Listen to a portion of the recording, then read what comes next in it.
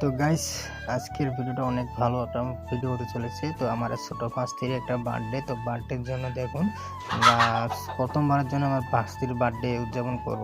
তো আমরা আগে কখনো এরকম বার্থডে উদযাপন করিনি। তো যার জন্য একটা কেক অর্ডার দিয়েছিলাম হাতিদুরা বাজার থেকে। তো কেকটা নিয়ে আসলাম। নিয়ে আসার পর রাতে তখন 8:30 বাজে কেক নিয়ে আসছিলাম। আর আমার বোন দেখুন কেকটা খুলে দেখাবে যে কেকটা কীরকম। তো কখনো এরকম বার্থডে উদযাপন করা হয়নি আমাদের ফ্যামিলিতে। প্রথমবারের জন্য আমার ভাস্তির বার্থডে উদযাপন করা হচ্ছে আমাদের ফ্যামিলির লোক নিয়ে, ঠিক আছে। তো বাইরে কাউকে ইনভাইট করিনি, কারণ আমার বাবা মানা করছিল এগুলো বার্থডে উদযাপন করা। তো তাই আর কি, তাও নিজের ফ্যামিলির লোকে নিয়ে একটু ছোটো মোটো একটা করছি। তো ওই কেকটা দেখতে পাচ্ছেন, এই যে কেকটা, এটা আমরা হাতিদের বাজার থেকে অর্ডার দিয়েছিলাম। এই যে হ্যাপি বার্থডে ঈশা জিহান। তো জিহানে আমার ভাস্তির নাম হলো ঈশা।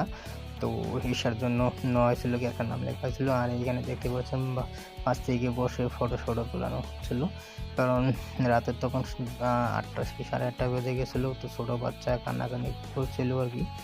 যাই হোক, ভাস্তিকে নিয়ে প্রথমবারের জন্য ওইরকম তো মানুষ যেভাবে উদযাপন করে আমরা সেরকম করতে পারিনি বা ওইরকম করিনি। আমাদের ফ্যামিলিতে মানা আর কি, বাবা মানা করে এগুলো করতে দেয় না। তো তারপর ভাস্তিকে নিয়ে এখানে বেলুন সেলুন লাগার পর ছোটো মোটো আর কি বেলুন সেলুন নিয়েছিলাম। আর নিয়ে পর ভাস্তিকে নিয়ে ফটো উঠছিলাম। ভাবছিলাম যে ফেসবুকে আপলোড দেবো মুক্ত, তার জন্য আর কি ফটো। তো এই দেখতে কেকটা অনেক সুন্দর ছিল।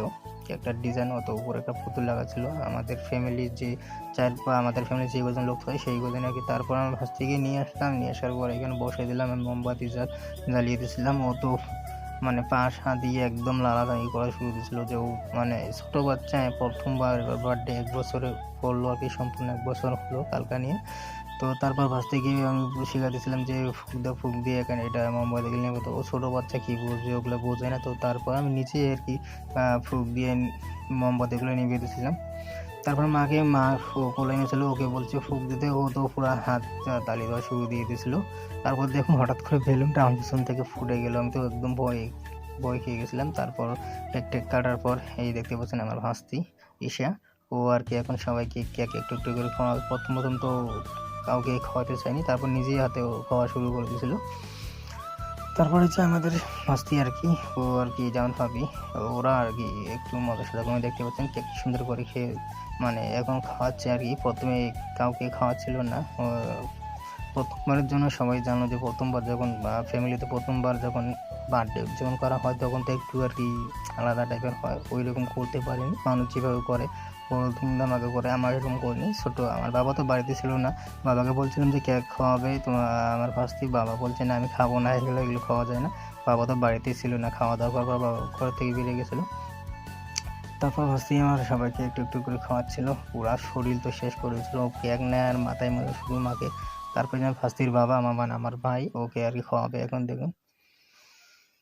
তো গাইস, ভিডিওটা কেমন লাগলো অবশ্যই বলবে, কারণ প্রথমবারের জন্য এরকম ভিডিও করলে তো আর কি আলাদা করে করতেই হয়, পুরা ডিরেক্ট এখানে করতে হয়। আমরা তো সেভাবে করতে পারিনি, কারণ আমাদের ফ্যামিলি মাঝে টুকটাক করে করলাম, যাতে গ্রামের সবাই করছিল আর কি। তার জন্য ভাস্তিরে করলাম, যাতে ভাস্তিরে বড় হয়ে বলতে পারে যে না আমার বার্থডেও করেছিল।